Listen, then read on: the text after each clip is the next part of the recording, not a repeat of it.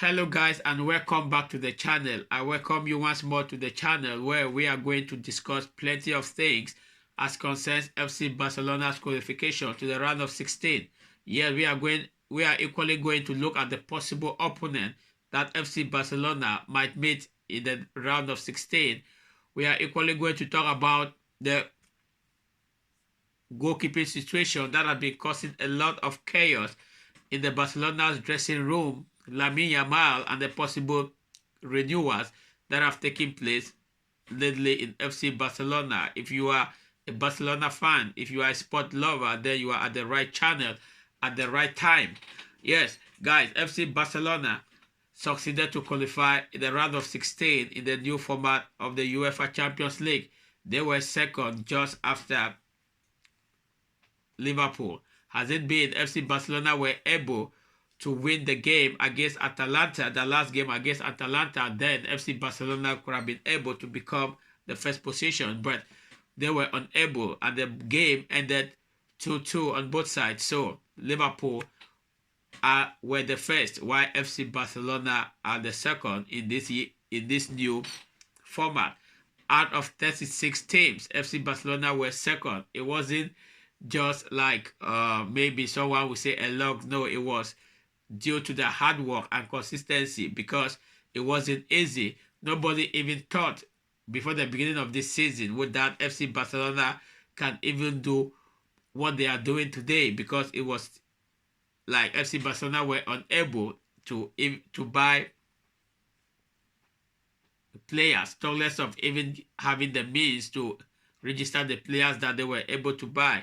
So it wasn't easy, but due to hard work and because of the manager that they have now, Hansi Flick, that has instilled a winning mentality in these players, FC Barcelona have done so very well in the Champions League so far.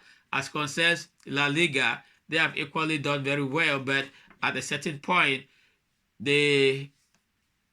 what they were doing, they were not able at a certain point, that is by the end of the first round, FC Barcelona the have to fall short in some games. So presently they are third position behind Real Madrid and Atletico de Madrid. But let's see what FC Barcelona is going to do as concerns La Liga. But as concerns the Champions League, now FC Barcelona, maybe the possible opponent that FC Barcelona might meet in the round of 16, we have PSG, we have Monaco, Brest, and Benfica.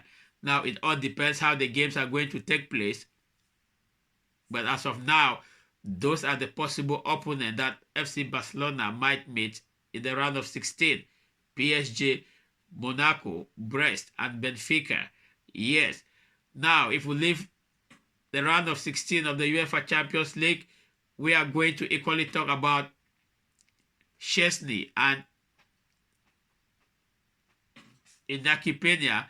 Those are the two goalkeepers in FC Barcelona. In my last video, I said Iñaki Peña is not finding it easy because he can't explain why just of a sudden he has become the second goalkeeper instead of the number one goalkeeper that he has been from the beginning of the season.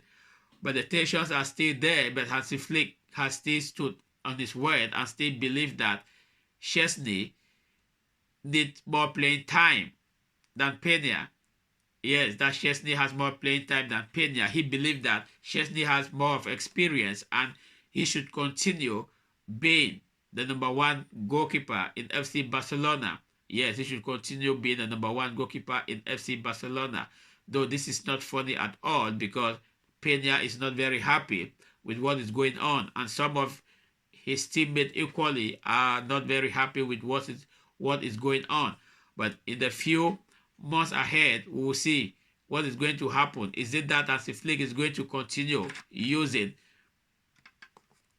Szczesny, or he will change his mind to bring back Peña in the number one position, or maybe he's going to share them.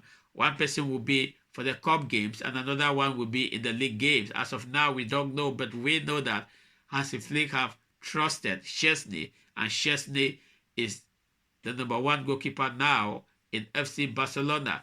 the goalkeeper himself, Chesney, is not finding it that very easy in FC Barcelona, when he said that after all his years of after all the experience that he has gotten in the game of football, he's now experiencing something different as concerns the high line, that he has never experienced such a game where the gap between the goalkeeper and the defense is very high, thus causing him a lot of difficulties when it comes to communication.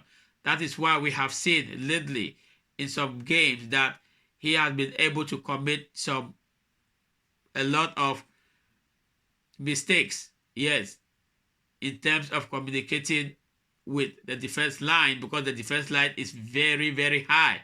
So he himself admitted that he's facing some difficulties when it comes to communication, but he's going to do everything possible to adapt, because that is what FC Barcelona is playing now, the high line. There is nothing you can do but to adapt to the situation. Yes, Lamine Yamal, when he was being subbed almost at the 89 or 90th minute in the Champions League game against Atalanta, Yamal wasn't very happy, and the media will always make out something when it comes to FC Barcelona. So Yamal, normally he wasn't happy, which is normal with every other player out there. He is not the first. Yes, from the likes of Messi, Ronaldo, Rafinha, even now in the Barcelona team, and some other players, when they are subbed, they think that they want to continue playing. Yes, so it is but normal that a manager can sub a player and the player is not very much happy to go out, because as a player, we all know that they always want to play. But Hansi Flick doesn't listen to them, because if you listen to these players, it means that you have to keep playing them in every minute of the game. So he, as a manager, he knows when to get you into the field and when to get you out of the field. So Yamal was not happy, and the media make like a lot of noise towards that. Like Yamal had some issues with Hansi Flick. No, there are no issues going on in FC Barcelona as concerns Yamal and the manager. It was just normal that Yamal was subbed, and excuse me, he wasn't happy, which is very normal in the game of football. He wasn't happy. But as concerns Yamal, as I said in my other videos, Yamal need to be protected, because FC Barcelona need him to stay fit, and the football world at large, they equally need to ensure that Yamal stays fit, because he is a generational player, and he needs to be taken care of. Yes, he needs to be taken care of, because the world needs such a talent. The world needs such a talent. Yes, so what has been going on as concerns renewals in FC Barcelona? Araujo, who scored the second goal in the game against Atalanta in the Champions League game, Araujo was facing some issues as concerns renewals in FC Barcelona, but all that has been settled. Yes, all that was settled, and the player has renewed in FC Barcelona till 2031. Yes, Araujo has renewed in FC Barcelona till 2031. He renewed even before their last game in the Champions League. So when he scored the goal, I have seen in the Barca fan base, some of them are not very happy that Araujo didn't kiss the bash. But it doesn't matter if he kissed the bash or not. All we know that Araujo has finally renewed in FC Barcelona, because at a point we all knew that he would be leaving FC Barcelona this winter period, because Juventus were ready for this player, and they even give some. The first bid was being rejected by FC Barcelona. The second bid was equally rejected by FC Barcelona, because Barcelona never wanted the player to go. And God willing, Deco was able to convince the player, and the player finally decided to renew and extend his contract with FC Barcelona to 2031. But the greatest concern now is his release clause, because the clause that is there for Araujo, his release clause is very, very low. Looking at his level, we think that 35 million euros is very, very low for him. Is it that Araujo just renewed for this few years to come and he will leave FC Barcelona? Or, but we don't know, but the release clause is really, really very low as concerns to the other players that FC Barcelona has intended to keep for a long time, where they will always place a 1 billion release clause. So why is it that people have been asking questions? Why did FC Barcelona put such a release clause? Yeah, we don't know yet, but as time goes on, if something comes up, I will always bring it on this channel.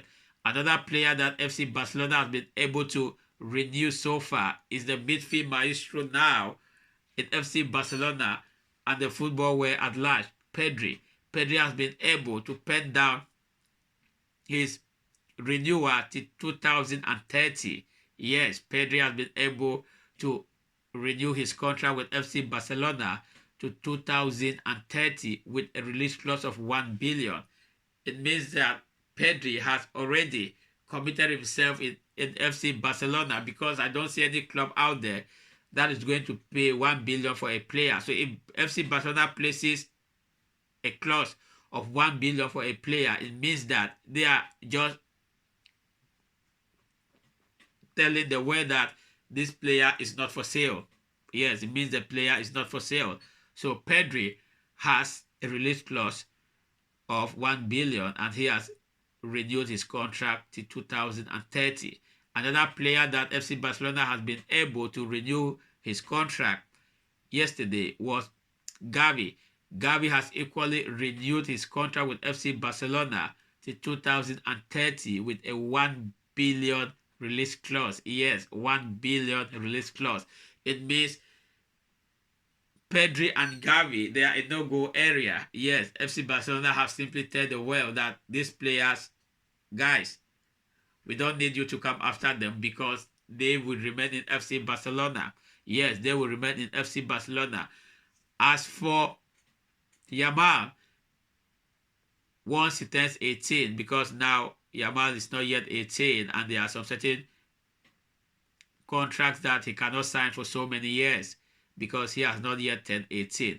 But once Yamal turns 18, I'm equally very, very sure that FC Barcelona we equally give him a very, very long contract. Yes, they will give him a very, very long contract because they want to keep Yamal, and Yamal equally wants to stay in FC Barcelona. Thank you guys for watching. Thank you guys for always being there. Don't forget to subscribe. Don't forget to like. Don't forget to comment, and I will see you in my next video. Peace out.